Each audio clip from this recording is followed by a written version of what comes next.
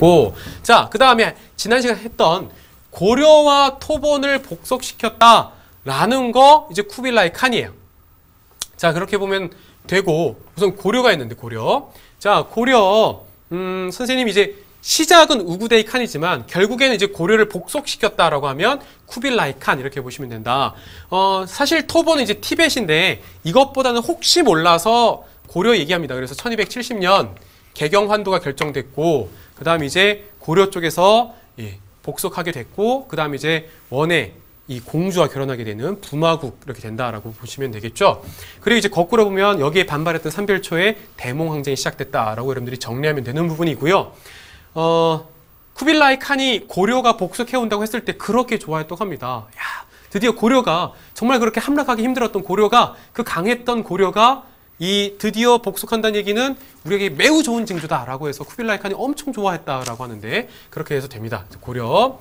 자, 요거 하나 알아두시고, 요 부분 뒤에 보면 이제 뭐하고 관련되냐면, 그렇지만 이제 우리 민족적 자주의식이라고 해서 여러분들 왜 단군이 나오게 되는 삼국유사, 제왕군기하고 또 맞물리는 부분이 있어요. 그래서 여러분들 알아두시고, 고려는 이제부터 충자 왕들이 등장합니다. 이제 충렬왕, 충선왕, 충자 왕들이 등장하게 돼요.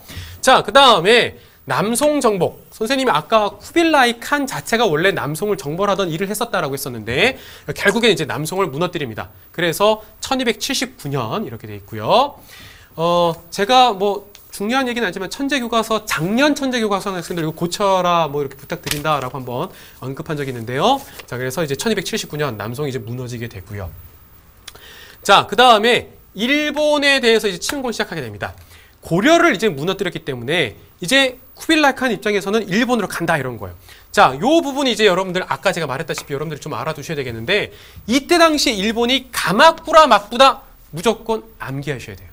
암기하셔야 되고, 2차에 걸쳐서 침공하게 됩니다. 그래서 1차 1274년, 그 다음에 1281년 이렇게 두 번 가게 되는데요.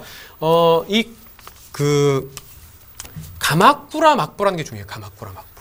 요게 이제 나중에 보면 문신과 무인할 때 나올 건데, 일본이 박구 후, 우리 이제 한자어로는 이제 막부라고 하는데요. 이제 무인 집단으로 바뀌어요. 그래서 가마쿠라라고 해서 미나모토노 요리토모라는 사람이 이제 만들었습니다. 그래서 가마쿠라 막부가 있었는데, 이때 이제 침공하게 되는 거예요. 그래서 원래는 여러분들이 요게 연결이 돼요. 연결이 돼서, 또 여러분들 그 교재도 나오는 부분인데, 고려 바로 밑에 행성이라고 있죠. 자, 제가 요 얘기를 하면서 이제 스토리를 엮어갈게요. 원래는 행성이라고 있습니다. 자, 행성을 이제 몽골이 지배하면서 설치하는 건데, 이제 각 지역마다 설치하게 되는 건데, 행성이라는 게 원래는, 여러분들 이거는 이제 원뜻이에요. 행중서성이라고 해요. 행중서성이라고 하면 여러분들 좀 더 쉽게 가겠죠? 우리 당나라 삼성 육부할 때 중서성, 문화성, 상서성 배웠었는데 그 중서성이에요. 중앙에 있는 중서성을 각 지역에도 설치해서 지역을 관리하겠다.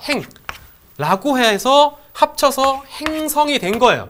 그러나 이제부터는 실질적으로 독자적으로 나름대로 이제 그 지역에 대한 관리 감독권을 갖게 된 게 행성이에요. 그래서 고려에도 일본에 대한 침공을 하기 위해서 만들었던 게 여러분들 들어봤을 거예요. 뭐예요? 이쪽에 쓸게요. 정동행성이라는 걸 설치하죠. 정동행성. 그리고 여기 감찰관 혹은 감독관 혹은 뭐 총독이라고 하는데 파견하는 사람을 바로 다루가치라고 하죠. 그래서 지금 우리 교재 밑에 2- 동그라미 3번에 보면 정복지에다가 행성을 설치하고 다루가치를 파견하게 된다라는 부분이 있죠. 우리나라도 그래요.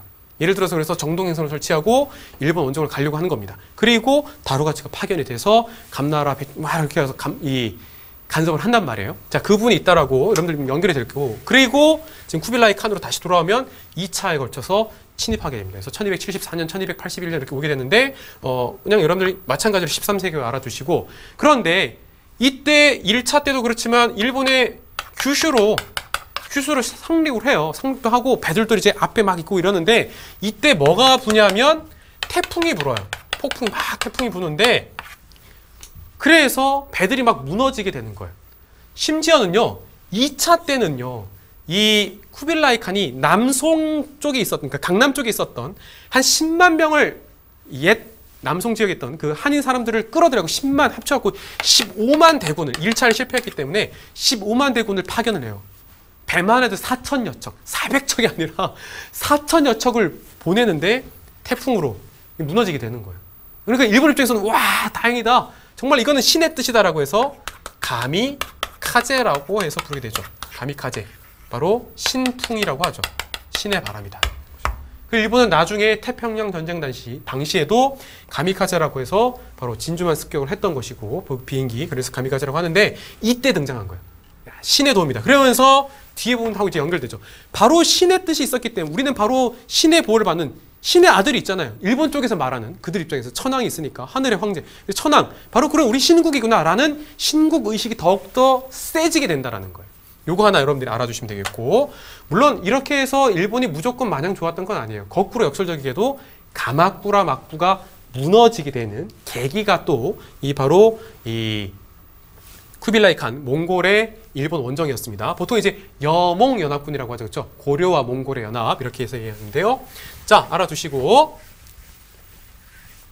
자, 그 다음에 침공만 했다. 결국에 실패로 돌아갔기 때문에 그 다음에 이제 베트남 쩐 왕조 침공했다. 우리가 지난 시간에 배웠었죠. 그래서 1, 2, 3차에 걸쳐서 있었다. 특히 2, 3차 때 선생님이 얘기했었고 그리고 또 이 쩐 왕조 당시에 막아냈던 사람으로서 쩐응다오 얘기했습니다. 알아두세요. 쩐 왕조.